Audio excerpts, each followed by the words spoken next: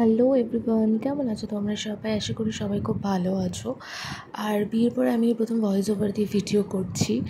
আর এই যে ভিডিওটা, এটা হচ্ছে একদম চলো শুরু থেকে একদম শুরু করা যাক সব কিছু।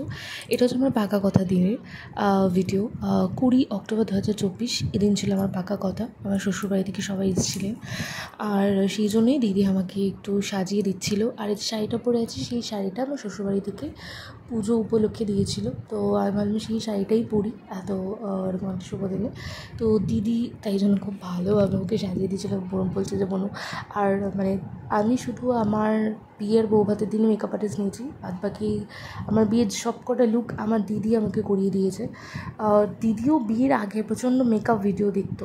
সো মেকআপ ভিডিও দেখতে দেখতে আমার দিদি এখন দারুণ মেকআপ করতে শিখে গেছে। তো আমার এই যে এই লুকটা এত সুন্দর সিম্পলের মধ্যে, কারণ আমি রংচং পছন্দ করি, সবসময় সিম্পল থাকতে পছন্দ করি। তো এই যে সুন্দর সিম্পল লুকটা আমাকে আমার দিদি সেদিনকে করে দিয়েছিল। আর চুলটা ছিল শ্যাম্পু করা, চুলটা ছিল ভিজে, তাই জন্য আমি চুলটা ছেড়েই দিয়েছিলাম, চুলটার কোনো কিছুই করিনি আমি। আর সবুজ শাড়িটার সঙ্গে এই লিপস্টিকটা আমার নিজেকে খুব পছন্দ লাগছিলো।